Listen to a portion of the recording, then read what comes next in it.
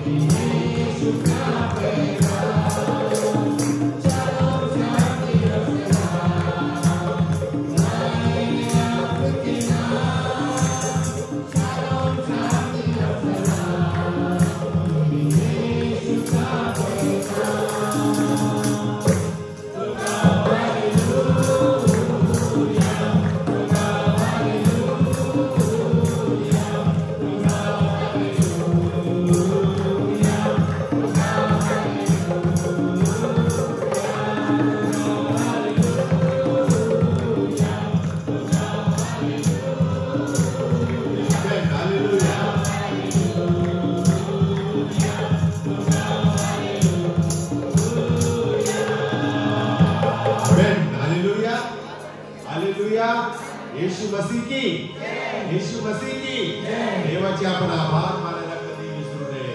भले आमचे दिवस चांगले असो, आमचे दिवस वाईट असो, कारण ज्या वेळेला आम्ही देवाचे आभार मानतो त्यावेळेला आम्ही देवाला हेच सांगतो की प्रभू प्रत्येक स्थितीमध्ये आम्हाला तू आभार प्रदर्शन असं आमच्या मागण्या, आमच्या विनंत्या तुझ्यापर्यंत पोहोचवण्याची आज्ञा केलेली आहे तुझ्या वचनामध्ये. आणि म्हणून दिवस चांगले असो, दिवस वाईट असो, प्रसंग चांगला असो, प्रसंग वाईट असो, आपण देवाचे आभार मानले पाहिजे.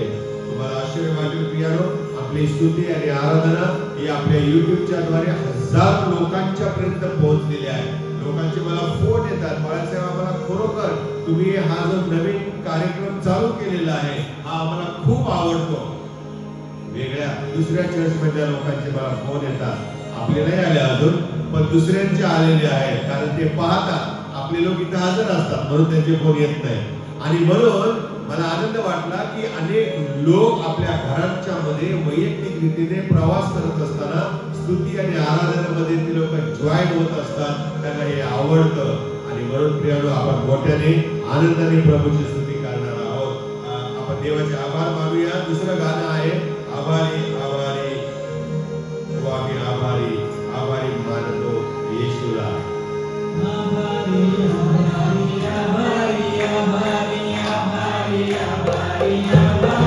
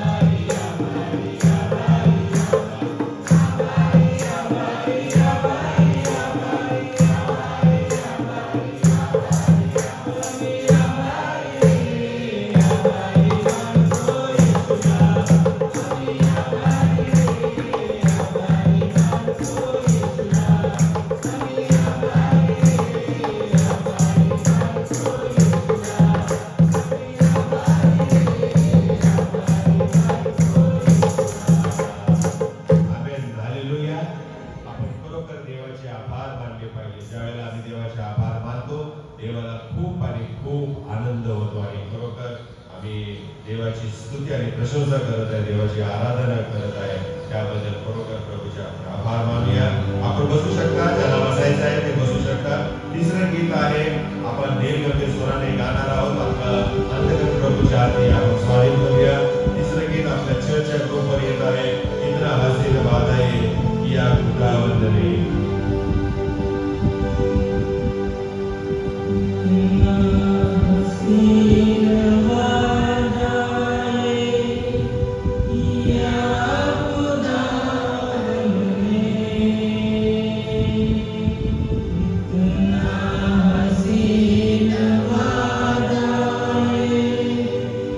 Yeah.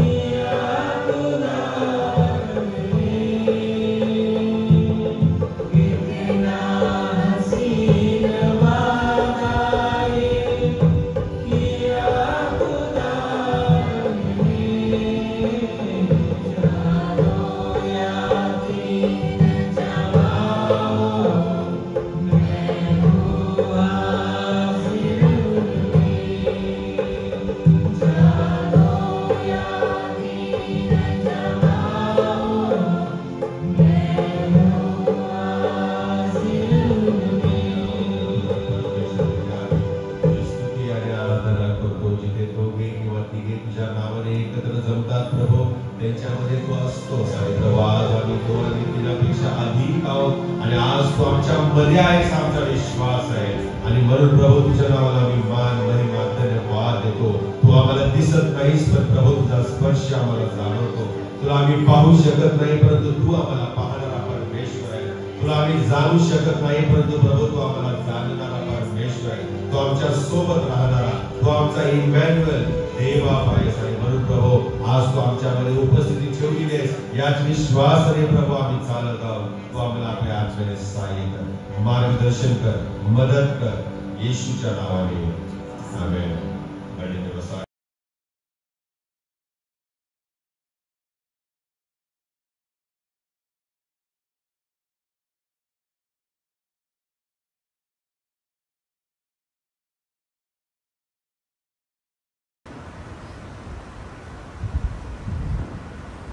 प्रार्थना करूया आपण. पवित्र पवित्र सैन्यांच्या येवा देव बापा, आम्ही स्तुती आराधना करीतो. तुझ्या नावाला मान महिमा आणि धन्यवाद देतो. पुन्हा एक बार या प्रभुवारी तू आम्हाला एकत्र केलेला आहेस. तुझी स्तुती आराधना करून प्रभू आता आम्ही तुझ्या वचनाकडे लक्ष देत असताना तू आमचं सहाय्य कर, कारण आमचा येशू याच्याद्वारे. आज जे शास्त्रपाठ आहेत मार्गाचं शुभवर्तमान 5वा अध्याय 21 ते 43 या वचनामध्ये किती उदाहरणं मी वाचली? 2 वाचली. एक कुठलं होतं? यायराची कन्या मरणाच्या दाढेत होती. येशूला निरोप आला, पण येशू लगेच गेला नाही. बोटीत पाणी आलं, लोक ओरडू लागले, शिष्य ओरडू लागले, पण येशू लगेच उठला नाही. बरोबर ना? लाजार मरण पावला, येशूला निरोप आला, परंतु येशू किती दिवस तिकडेच राहिला? 3 दिवस. आणि मग 4थ्या दिवशी आला. की येशू असं का वागत होता? लेट उत्तर, त्याला त्यातून काहीतरी शिकवायचं असतं. आम्ही प्रार्थना करतो लगेच उत्तर मिळावं ही अपेक्षा जरी चांगली ठेवली तरी माहित नाही प्रभूच्या दरबारी आमच्या कुठल्या मागण्या आणि विनंत्यांचं उत्तर लगेच मिळेल आणि उशिरा मिळेल. पण उशिरा मिळेपर्यंत आम्ही देवाच्या सानिध्यात असणं, देवाची प्रतीक्षा करणं, देवावर अवलंबून राहणं हे फार महत्वाचं. देवाचं सामर्थ्य हे कुठल्याही माध्यमाच्या द्वारे परमेश्वर आमच्यापर्यंत पोहोचवतो. म्हणून गेल्या रविवारी आपण ऐकलं की परमेश्वर प्रभू देवबाप हा आम्हाला काय करतो? विजयी ख्रिस्ती जीवन देतो आणि सामर्थ्याने जे ते आम्हाला आरोग्य देतो त्या सामर्थ्याची साक्ष देण्यासाठी आम्हाला या जगात ठेवलेलं आहे. आणि हीच गोष्ट या ठिकाणी घडलेली आहे. यायराची कन्या आणि 12 वर्ष रक्तस्रावी स्त्री. ठीक आहे. प्रेषितांची कृत्य 20 अध्याय 7 ते 12 आपल्याला आपल्या समोर हे वचन वाचण्यात आलेलं आहे. त्यामध्ये आम्ही हे पाहतो की त्या ठिकाणी संत पाऊल प्रीचिंग करू लागलेला आहे आणि प्रीचिंग करत असताना त्याचा उपदेश एवढा लांबला की खिडकीत बसलेला पोरगा वरून खाली पडला. मेला का तो? आपल्या वचनात लिहिले तो मेला म्हणून 9व्या काय लिहिलेलं आहे? मेलेला हाती लागला. फार सुंदर वचन आहे. आता काय काय उपदेशकांनी याच्यावर उपदेश केलेला आहे. आज आम्ही प्रभूच्या वचनामध्ये ऐकत असताना आम्हाला झोप लागते. कधी कधी आम्ही वर्गात बसतो, कुठल्या तरी क्लासमध्ये बसतो किंवा बसमध्ये बसलेला असतो किंवा रेल्वेने प्रवास करत असतो अशा, किंवा बाकड्यावरती कुठेतरी गार्डनमध्ये आपण बसतो किंवा चर्चमध्ये पण जेव्हा आम्ही बसतो आपण झोपी जातो. आणि याचा अनुभव प्रत्येकाला आहे. कोणी नाही म्हणू शकत नाही. बरं का? कोणी नाही म्हणू शकत नाही. कधी कधी प्रार्थनेला आपण बसतो ना, तसं आपण बसतो चर्चमध्ये आणि हळूहळू काय होतो? सरकायला लागतो. हळूहळू आपले मान काय होते? तिरकी व्हायला लागते आणि झटका बसणार आपण पटकन उठतो, है ना? आपलं भान पण असतं बरं का, शेजारचा माणूस काय म्हणेल, स्त्री काय म्हणेल, म्हणून आपण झोप टाळण्याचा खूप प्रयत्न करतो. पण शेवटी झोप आपल्यावर एवढी हावी होते की ते शरीर पण त्या झोपेच्या अधीन होऊन जातं. आणि म्हणून वाईट वाटून घेऊ नका. बाजूला बसलेली व्यक्ती किंवा समोरची व्यक्ती जर डुलका घेत असेल तर काही टेन्शन घेऊ नका. ती त्याची गरज आहे. काय आहे? गरज आहे. कारण ती व्यक्ती धावते. धावून धावून ती एवढी थकलेली असते की जिथे ती बसते तिथे त्या शरीराला कळतं की this is the right place that I take a rest. म्हणून त्याला डिस्टर्ब नका करू. Let him sleep, let us sleep. पण त्याचं बघून तुम्ही नका झोपी जाऊ बरं का. ही जागा झोपायची नाहीये, ही जागा देवाचं वचन ऐकण्याची आहे. एखादा किंवा एखादी स्त्री जेव्हा असं होते तिच्या जीवनामध्ये, ट्राय टू अंडरस्टँड. मला असं आवडतं, मी पण कधी कधी डुकला घेतो, कुठेही असलो तरी डुकला घेतो, कारण मला 5 ते 10 मिनिटाची झोप खूप मला बरी वाटते. ती झाल्यानंतर मी ताजा तवाना होतो. इंग्लिशमध्ये त्याला पॉवर नॅप म्हटलेलं आहे. काय म्हटलेलं आहे? Power nap. नेपोलियन बोनापार्टचं उदाहरण तुम्हाला दिलेलं आहे. लढाईला जात असताना घोड्यावरून तो जात असताना त्याला जर झोप आली तर त्या उभ्या घोड्यावरती तो 10 मिनिटं झोपायचा आणि ती विश्रांती घेऊन मग तो ताजा तवाना होऊन लढाईला जायचा. सो झोपणं फार महत्वाचं आहे ना, झोपणं फार महत्वाचं. अहो तुम्ही ते उदाहरण गेटसेमनी बघितलं, ऐकलंय ना, वाचलंय ना? काय म्हणाले येशू त्या शिष्यांना? तुमच्याने थोडा वेळ जागवत नाही काय? मला धरून देणारे जवळ आले. तरी ते डुलक्या घेत होते. आम्हाला हे समजायला हवं की झोपणे ही माणसाची गरज आहे. पॉवर नॅप घेणं अतिशय महत्वाचं आहे, कारण आपलं शरीर स्थिर झालेलं असतं. आज आपण अशा एका व्यक्तीकडे बघणार आहोत की जी व्यक्ती चर्चमध्ये आली. सभास्थान म्हणजे त्यावेळेस चर्चच होत होते, आणि त्या सभास्थानात आल्यानंतर तो झोपला होता आणि त्यामुळे त्या झोपेमुळे त्याच्या जीवावर बेतलं, पण देवाने त्याला वाचवलं. आता याच्यातून आम्ही असं शिकवून घ्यायची का की आम्ही चर्चमध्ये झोपायचं आणि जर पडलो भेटलो तर देव आम्हाला वाचवेल, अशी शिकवण योग्य आहे का? नाही. मग कशी शिकवून घ्यायला पाहिजे? चर्चमध्ये आपण झोपायला नको. त्याला वाचवलं म्हणून देव मला वाचवेल याची काही गॅरंटी नाही. बरोबर की नाही? आणि म्हणून प्रियानो, वचन 7वं पहा बरं काय लिहिलेलं आहे. प्रेषितांची कृत्य 20वा अध्याय 7व्या वचनामध्ये, मग आम्ही आठवड्याच्या पहिल्या दिवशी भाकर मोडण्यासाठी एकत्र मिळालो. आठवड्याचा पहिला दिवस कोणता आहे? रविवार. ब्रिटिशांचं कॅलेंडर पण मी तुम्हाला सांगितलं होतं, जे लाल कलर मध्ये आठवड्याची सुरुवात असते. रविवार लाल कलर मध्ये असतो, है ना? कारण तो महत्वाचा दिवस आहे. आठवडा सुरू रविवार पासून होतो, सोमवार पासून नाही. आणि म्हणून या शास्त्रामध्ये लिहिले, आठवड्याच्या पहिल्या दिवशी भाकर मोडण्यासाठी आम्ही एकत्र मिळालोय. त्या आद्य चर्चमध्ये आम्ही हे पाहतो की त्यांनी रविवारी एकत्र येऊन परमेश्वराची उपासना आराधना करण्याचे योजले. कारण रविवार हा महत्वाचा दिवस का आहे ख्रिस्ती वर्तुळामध्ये? कारण त्या दिवशी आमचा प्रभू पुनरुत्थित झाला. त्याला रविवारला आमच्या कॅलेंडरमध्ये, ख्रिस्ती कॅलेंडरमध्ये प्रभुवार म्हणतात. काय म्हणतात? प्रभुवारी. आणि हा प्रभूचा दिवस आहे, हा प्रभूचा वार आहे. या दिवशी प्रभू येशू ख्रिस्त मरणातून पुन्हा उठलेला आहे. पुनरुत्थानाची आठवण राहावी म्हणून त्या पहिल्या चर्चमध्ये रविवारी पुनरुत्थानाच्या दिवशी लोक चर्चला येत असत आणि येशूच्या पुनरुत्थानाच्या सगळ्या घटनांची उजळणी करत असत, आठवण करत असत आणि त्याला धन्यवाद देत स्तुती, आराधना, प्रशंसा आणि स्तुती स्तोत्र गात परमेश्वराच्या वचनांचं मनन चिंतन करत होते. आणि त्याचसाठी या ठिकाणी आम्ही पाहतो आठवड्याच्या पहिल्या दिवशी भाकर मोडण्यासाठी म्हणजे या रविवारी ते प्रभू भोजन घेत होते. काय करत होते? प्रभू भोजन देखील घेत होते. आणि मग तेव्हा पौल दुसऱ्या दिवशी जाणार होता, म्हणून त्याने त्यांच्या बरोबर आठवड्याच्या पहिल्या दिवशी म्हणजे रविवारी भाषण केले, उपदेश केला. आणि तो उपदेश असं म्हटलेला आहे मध्यरात्रीपर्यंत लांबला. या ठिकाणी असं म्हटलेलं आहे की ह्या संत पावलाचा उपदेश एवढा लांबला की तो रात्रीचे 12 वाजेपर्यंत, मध्यरात्र म्हणजे 12 वाजेपर्यंत चालला. रात्री 12 पर्यंत लांबला असं म्हटलेलं आहे. आणि ह्या अशा चर्चमध्ये आम्ही पाहतो की युथुक नावाचा एक मुलगा आलेला आहे. आणि या वचनांच्या मध्ये फार महत्वाचं आहे हे वचन 7वं फार महत्वाचं आहे.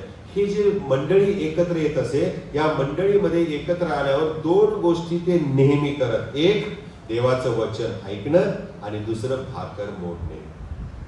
2 गोष्टी अतिशय महत्वाच्या आहेत. आणि म्हणून आम्ही जेव्हा एकत्रपणे चर्चला येतो, देवाच्या आराधनाला येतो, त्यावेळेला आम्ही भाकर मोडणे म्हणजे प्रभुभोजनात सहभागी होतो आणि देवाचं वचन आपण ऐकत असतो. आणि ह्या दोन गोष्टी आम्हाला पूर्वजांपासून प्राप्त झालेल्या आहेत आणि त्या आपण चालवत आलेलो आहोत. कल्पना करूया आपण त्या ठिकाणी आहोत. ते सर्व उपासनेसाठी कितव्या मजल्यावर जमा झालेत? शास्त्रात लिहिलंय 3ऱ्या मजल्यावर, 3rd फ्लोर, 3ऱ्या माळ्यावरती हे एकत्र आलेले आहे. त्या खिडक्या उघड्या होत्या. प्रियानो, आपल्या पण जुन्या काय चर्चेस आहेत, जुन्या काय गोष्टी आहेत, जुने देवळं आहेत, त्याच्यामध्ये पाहतो खिडक्यांना काय अशी ग्रिल नाहीत, ओपन आहे. कोणी आत यायचं, कोणी बाहेर जायचं, तर दरवाजाचा सारखा त्याचा उपयोग व्हायचा. आणि पण या ठिकाणी तसा होऊ शकत नाही, कारण हे घर कितव्या माळ्यावर होतं, ही खिडकी कितव्या माळ्यावर होती? 3ऱ्या माळ्यावरती होती. आणि ही जी घटना घडलेली आहे ती त्रोवास या ठिकाणी घडलेली आहे. त्रोवास हे शहर तुर्कीच्या पश्चिमेला समुद्र किनाऱ्यावर वसलेलं शहर आहे. म्हणजे भूमध्य समुद्राच्या किनाऱ्यावरती वसलेलं हे त्रोवास शहर आहे. त्या ठिकाणी संत पौल देवाची सेवा करायला गेलेला आहे. आणि तो जो काळ होता तो स्प्रिंग टाइम होता. स्प्रिंग टाइम म्हणजे मराठीत काय म्हणतात त्याला? वसंत ऋतू. काय होतं वसंत ऋतूमध्ये? झाडाला पालवी फुटते. हे उन्हाळ्यात होतं का? झाडाला पालवी फुटायचं काम उन्हाळ्यात होतं का? नाही होत. उन्हाळ्यात काय होतं? पालवी गळून पडतात. म्हणजेच हा जो समय होता तो संध्याकाळचा होता आणि वसंत ऋतू होता, ज्या वेळेला थंडी खूप होती. काय होती? थंडी खूप होती. आणि ही थंडी असल्यामुळे बाहेरचं वातावरण शरीराला पोषक व्हायला लागलं, त्यामुळे या तरुणाला झोप लागली. आता कळालं? त्यामुळे चांगला एसी मध्ये झोपायला कोणाला नाही आवडणार? बाहेर पाऊस पडतो तरी आमच्या घरात एसी चालू असतो की नाही? असतो. एसी मध्ये झोपायला आम्हाला खूप आवडतात. तसाच प्रकार या ठिकाणी झालेला आहे. थंडी होती, उशीर होत चाललेला आहे. संत पौल देवाच्या आत्म्याने बोलत आहे, त्याला कोणी रोखू शकत नाही. आणि अशा परिस्थितीमध्ये या युतुकला, या तरुणाला झोप लागली. इंग्लिश मध्ये असं म्हटलेलं आहे, मागाशी मी म्हणालो ना आपल्या शरीराला झोप का लागते, त्याचं उत्तर मी आता देत आहे. इंग्लिश मध्ये असं म्हटलेलं आहे, when the seat gets tired the mind retires. जेव्हा आम्ही बसतो ना, सीट म्हणजे आम्ही जेव्हा बसून जेव्हा आम्ही थकतो ना, त्यावेळेला आमचा मेंदू काम करायचं बंद करतो, स्विच ऑफ होऊन जातो. म्हणून मी तुम्हाला मध्ये मध्ये उभं करतो. कळालं आता? यासाठी की बसून तुमच्या शरीराला बसण्याची झोपण्याची प्रक्रिया सुरू होण्याच्या आधीच जाग करायचं, तुमचा मेंदू ऍक्टिव्हेट करायचा, हे महत्वाचं काम आहे. मग पुढे आम्ही पाहतो प्रियानो की when the seat gets tired the mind retires. म्हणून शरीराला एका अवस्थेमध्ये ठेवू नका, एका अवस्थेमध्ये ठेवू नका. युतुक नावाचा मनुष्य तिथं होता. युतुक या नावाचा अर्थ मी शोधायला लागलो आणि त्या नावाचा अर्थ काय माहिती का? नशीबवान. काय? आणि मला हसायलाच आलं. आता पण मला हसायलाच येतं. आणि हा खरंच नशीबवान आहे. वरून पडला, देवाने त्याला जिवंत केला. खरंच नशीब आहे की नाही त्याचं? अगदी नावाप्रमाणे त्याला आशीर्वाद प्राप्त झालेला आहे. आणि पावलाचा उपदेश लाभला, त्याला या युतुकला झोप आली. पण तुम्हाला मला हे सांगू द्या, जे चर्चमध्ये झोपायचे ना, त्यांच्याबद्दल यहुद्यांच्या मध्ये एक कडक नियम होता. काय होता माहिती का? जो चर्चमध्ये झोपेल ना, त्या दिवसापासून 30 दिवस त्याला बाहेर, किती? 30 दिवस त्याला बाहेर ठेवायचे. अजिबात आत यायचं नाही. मग तो बाहेर बसल्यावर झोपेल का? नाही झोपणार. हा कडक नियम असेल. पण तरी हा मनुष्य झोपला प्रियानो. चर्चमध्ये असे नियम आणायला हवे का नको? पण मला तुम्हाला सांगू द्या की जिथे आम्ही झोपू नये तिथे खरंच आम्ही झोपायला नको आहे. तिथे आम्ही झोपायला नको आहे. कारण जेव्हा आम्ही झोपतो तेव्हा देवाच्या आशीर्वादांना आम्ही कधी कधी मुक्तो प्रियानो. आणि हा मनुष्य यहुदी सभास्थानात बसलेला आहे, जिथे नियम असा कडक होता, तिथे बिचाऱ्याला झोप लागली.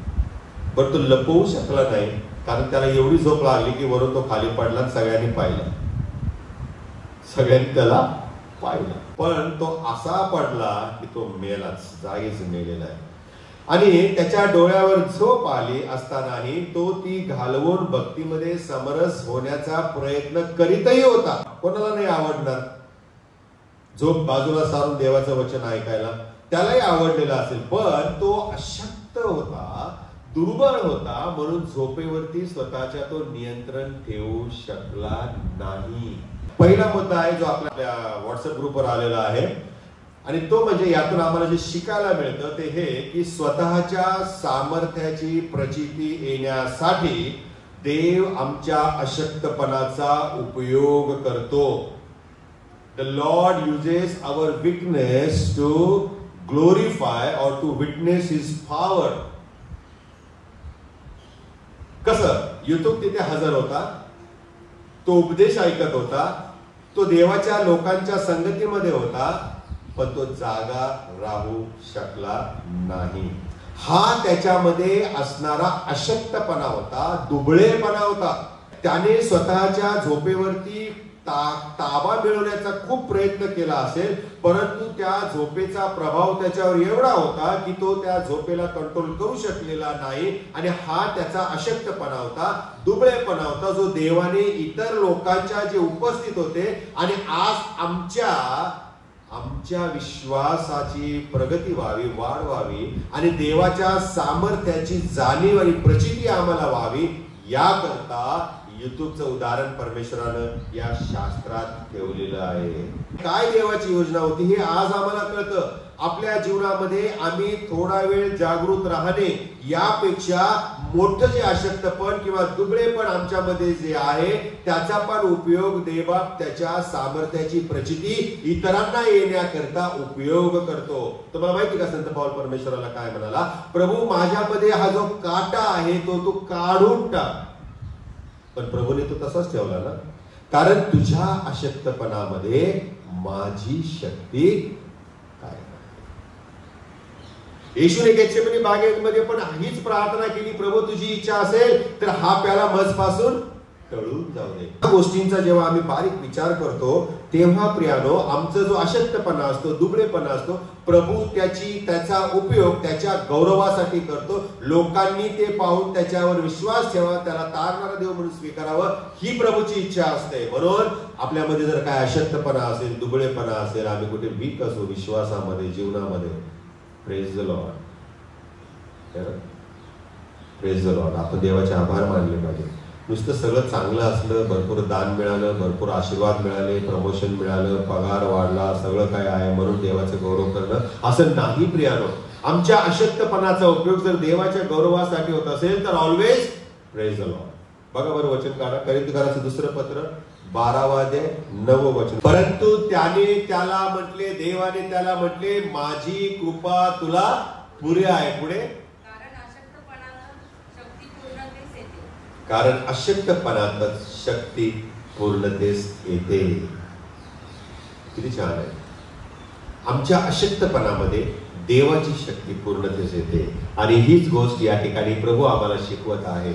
आमच्या जीवनामध्ये असं जे अशक्तपण आणि दुबळेपण असतं ते इतरांना देवाच्या सामर्थ्याची प्रचिती दाखवण्यासाठी असू शकतं. आणि म्हणून त्याकडे आपण गांभीर्याने पाहिलं पाहिजे. आमच्या अशक्तपणामध्ये देव त्याचं गौरव करून घेऊ इच्छितो. परंतु काय होतं माहिती का, की जे विघ्न संतुष्टी लोक असतात ना, ते त्यांना सैतान आपल्या ताब्यामध्ये घेतो आणि आमच्या अशक्तपणाचा, आमच्या दुबळेपणाचा ते बाऊ करतात.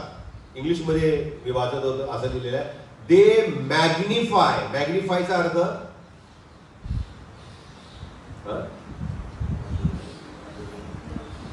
मोठं करणे, छोटीशी गोष्ट मोठी करणे. मॅग्निफाईंग ग्लास मला आठवलं, आम्ही लहानपणी ते धरायचो उन्हात आणि माचीची काडी देऊन ते पेटवायचो, कापसावर ठेवायचो, कापूस जळायचा है ना. हो, मॅग्निफाय करतात आमचा अशक्तपणा. शाण्या माणसाचं काम आहे काय? आमचा दुबळेपणा मॅग्निफाय करण्यासाठी आम्हाला प्रभूने दिलेलं आहे का जबाबदारी? नाही. ज्याच्या पापावर पांघरून घातले आहे ते धन्य असं म्हटलेलं आहे स्तोत्रामध्ये.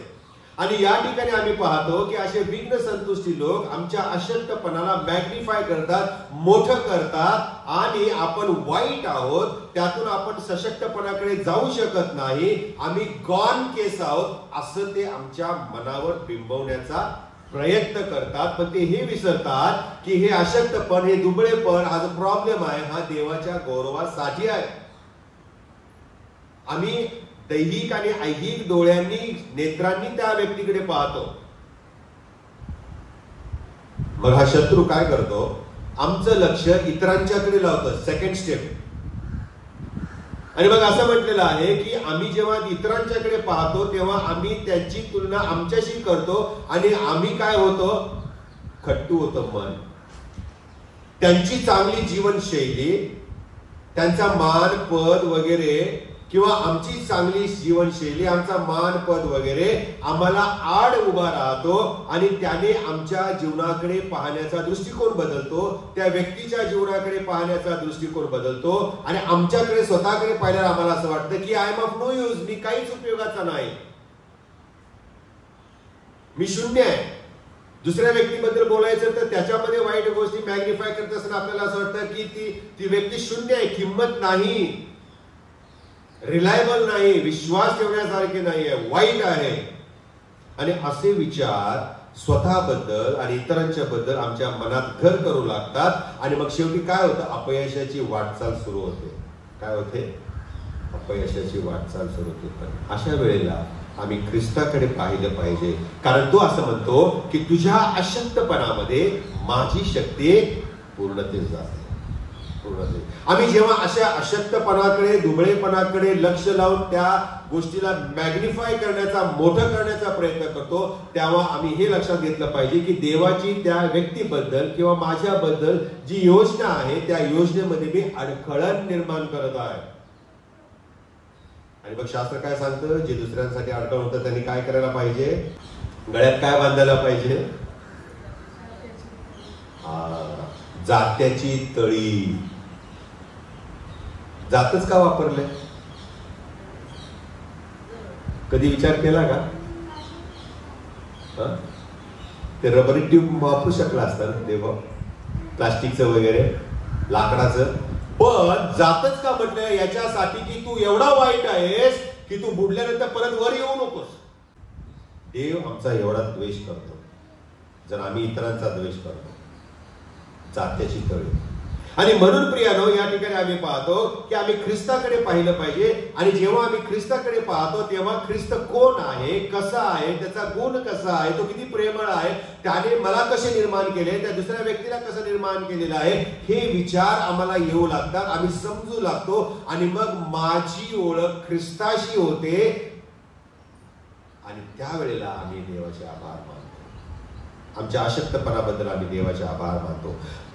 ना की जे इतर लोक आहेत, जे शत्रू आहेत, जे मला समजतात, वाईट समजतात, किंवा जे आम्ही इतरांना वाईट समजतो आणि त्या प्रकारे आम्ही स्वतःचा किंवा त्या व्यक्तीचा ब्रेन वॉश करायला लागतो, असं आम्हाला प्रभू कधीही करत नाही. प्रभू काय म्हणतो? तू माझ्या दृष्टीने मूल्यवान आहेस, you are precious to me. आणि म्हणून संत पौल काय म्हणतो? आम्ही पापी असता ख्रिस्त आम्हासाठी मरण पावला. मरण पावला.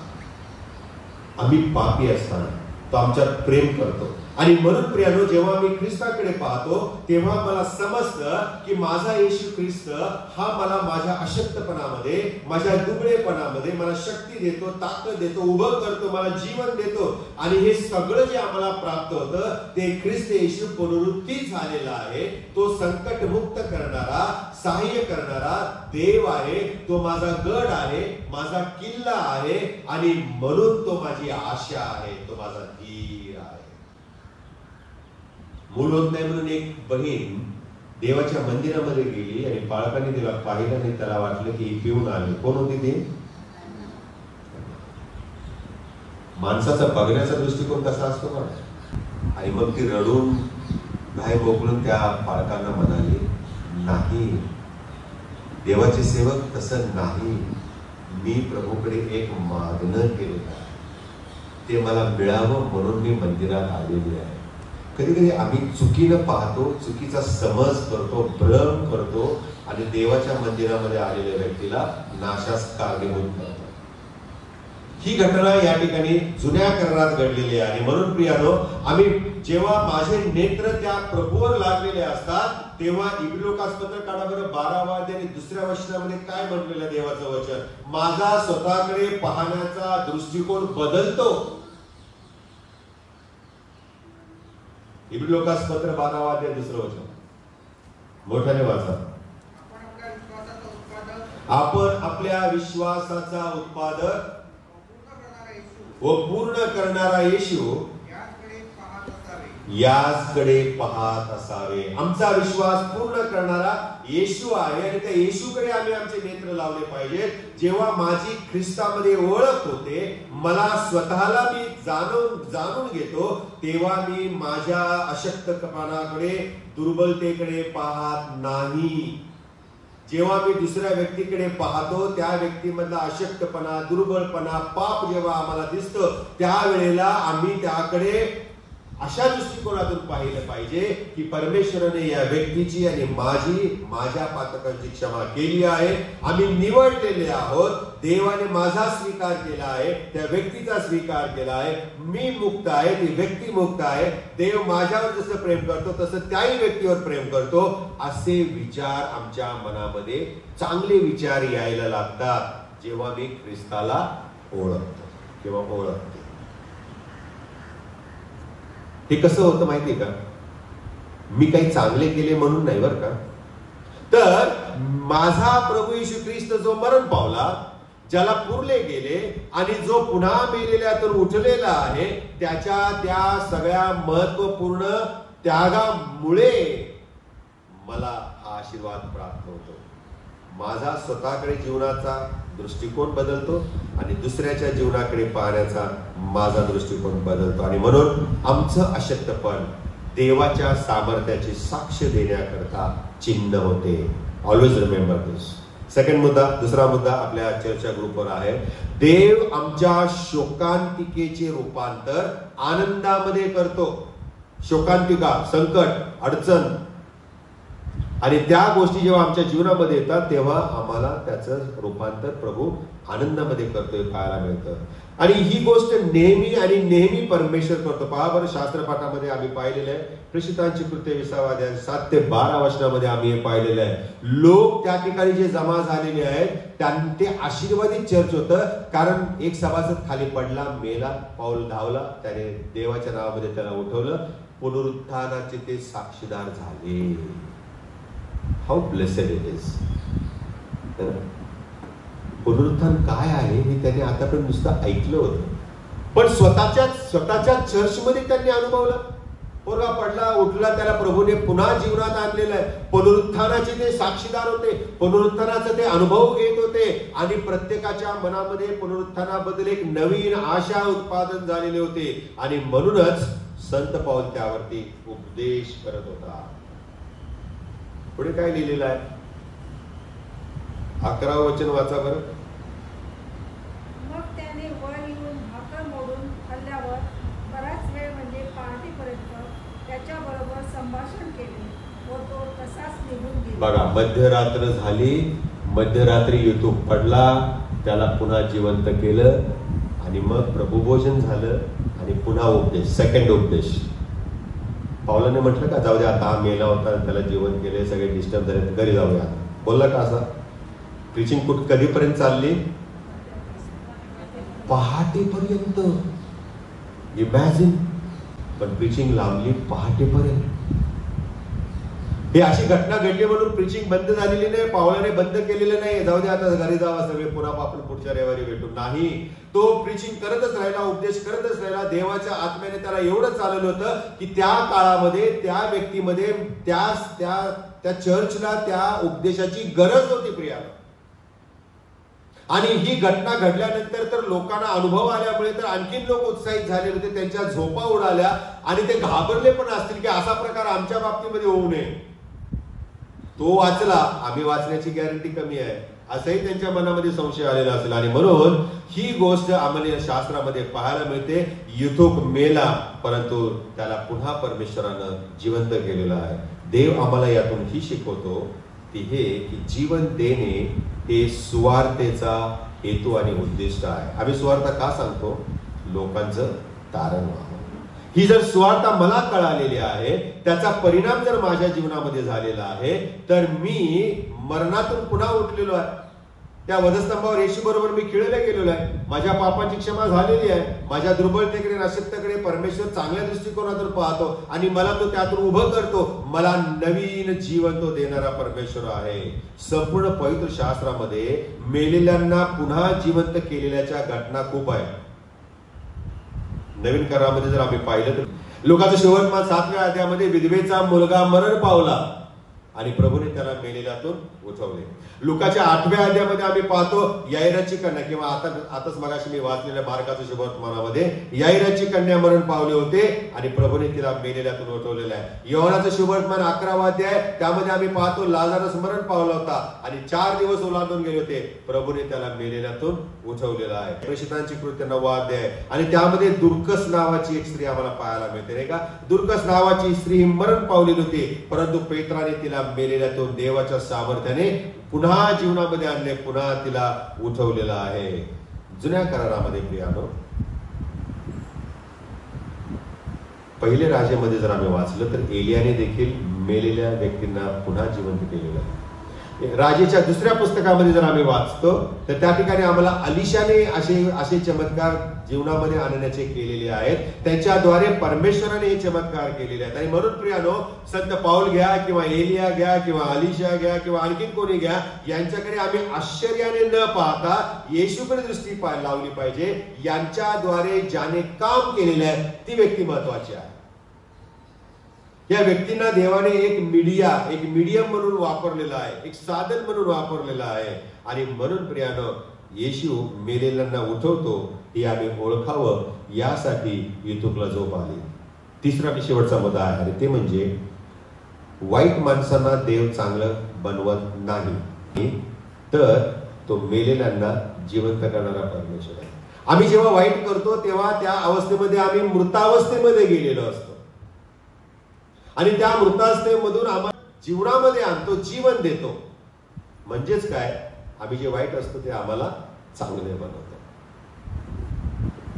हो, इफिस्करास पत्र 2रा अध्याय आणि पहिली 10 वचने जर वाचली, तुम्ही आपले अपराध आणि आपली पातके यांच्यामुळे काय झाला होता? मृत्यू. बघा, मगाशी म्हणूनच मी म्हटलं, वाईटाला चांगले बनवत नाही तर मेलेल्यांना तो उठवतो. आम्ही जेव्हा अपराध करतो, जेव्हा आम्ही पाप करतो, तेव्हा आमच्या त्या अपराधामुळे, पातकांच्यामुळे आम्ही डेड झालेलो असतो, मृत झालेलो असतो. आणि तुम्हासही त्याने जिवंत केलेले आहे आणि त्यात तुम्ही पूर्वी चालत असा. हे तुमचे कृत्य जगाच्या राहटीप्रमाणे अंतरिक्षाचा राज्याधिपती म्हणजे आज्ञाभंजक लोकांच्या मध्ये आता कार्य करणारा आत्म्याचा अधिपती याच्या वहिवाटीप्रमाणे असे. हे महत्वाची वचन आहेत. आणि म्हणून ज्या वेळेला आम्ही पाप करतो त्यावेळेला आम्ही मृतावस्थेमध्ये जातो. जेव्हा आम्हाला परमेश्वर त्यातून बाहेर काढतो, म्हणजेच तो आम्हाला मृतावस्थेमधून बाहेर काढतो. आणि आम्हाला हे केलेलं आहे प्रभूने, आमच्यावर दया केलेली आहे. ती युथुककडे पाहतो मी. 3ऱ्या मजल्यावरून तो खाली पडला आणि मेला, पण तो आता स्वतःच काही करू शकत नव्हता. मेला, इज डेड. त्याला एकदा मेल्यानंतर त्याला काहीच करायला येत नव्हतं. आणि म्हणून संत पावलाला 3ऱ्या मजल्यावरून खाली जावं लागलं.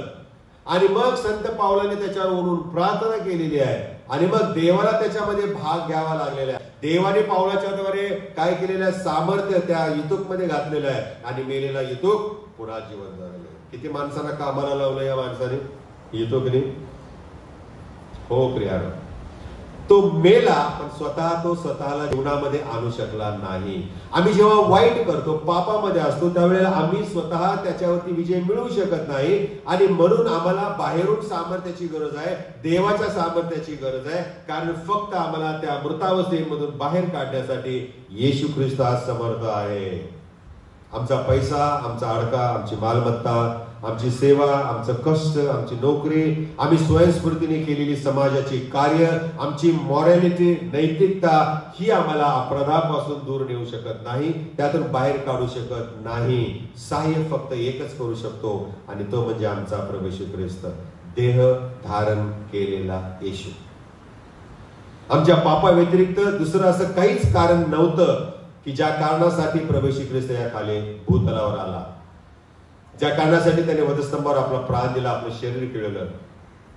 फक्त आमचे अपराध, यामुळे त्याला यावं लागलं, वधस्तंभावरती जावं लागलेलं आहे. आणि म्हणून प्रियानो, मृतावस्थेमधून जीवनात यावं, हेच शुभवर्तमानाचं सौंदर्य. The beauty of the gospel is that you and me come out of the dead situation, out of the death status.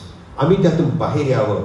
म्हणून मी मगाशी म्हणालो की वाईटांना चांगले करण्यासाठी नाही, तर मृतांना जिवंत करण्यासाठी प्रभू येशू ख्रिस्त आला. आणि म्हणून त्याच्याकडे आपण आभार प्रदर्शनासह यायला पाहिजे. प्रभू, मी तुझे आभार मानतो. Once upon a time I was sinner, मी पाप करत होतो, पण आता मला तुझ्या रक्ताने तू शुद्ध केलं, धुतलं, मला तुझ्यामध्ये आणलंस. Hallelujah, praise the lord. Every day, दररोज आम्ही अशी प्रार्थना केली पाहिजे, कारण आमचं जीवन, आमचा श्वास हा परमेश्वराचा आहे. जे काय आहे ते त्याचं आहे, कधी बंद पडेल याचा नियम नाही. आम्ही कितीही औषधं घेतले, पण जर प्रभूची इच्छाच नसेल आम्हाला ठेवायची, तर काहीच कामाचं नाही. तो केव्हाही आपल्या लोकांना आपल्याकडे बोलावून घेतो. आणि म्हणून प्रेषितांची कृत्य आपण वळूया. 20वा अध्याय 11 आणि 12 वचनामध्ये आम्ही वाचतो, त्या तरुणाला जिवंत नेता आल्यामुळे त्यांना अतिशय समाधान वाटले.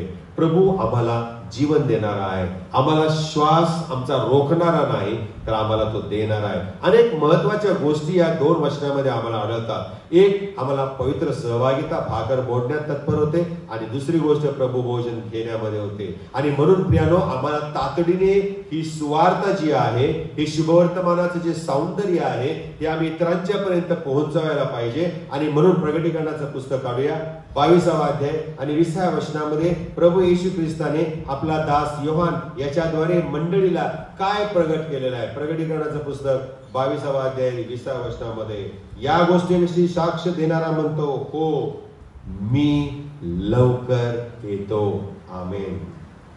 ये प्रभू येशू. प्रभूने आम्हाला सांगितलेलं, मी लवकर येतो. Is coming very soon. तो आम्हाला घेऊन यायला तयार आहे. आणि हे आम्ही विसरता कामा नये की हेल एक्झिस्ट, नरक आहे. 20वा अध्याय काढा बरं प्रकटीकरणाचा. 15व्या वचनामध्ये काय वाचतो आपण, ज्या कोणाचे नाव जीवनाच्या पुस्तकामध्ये लिहिलेले सापडले नाही, तो अग्नीच्या सरोवरामध्ये, काही भाषांतरामध्ये नरकात टाकला गेला, असं लिहिलेलं आहे. म्हणजे नरक आहे. जसा स्वर्ग आहे तसा नरक आहे. आम्ही कुठं जायचं हे आपण ठरवायचं. आणि म्हणून आम्ही जर अशक्त असो, आम्ही जर दुर्बळ असो, आम्ही जर आजारी असो आध्यात्मिक जीवनामध्ये, तर प्रभूकडे आपण येऊया. कारण प्रभू येशू आमच्या आध्यात्मिक जीवनातील, शारीरिक जीवनातील अशक्तपणा आणि दुर्बळपणा याचा उपयोग त्याच्या गौरवासाठी करतो. लेट हिम बी ग्लोरिफाईड थ्रू मी. आपण प्रार्थना करूया.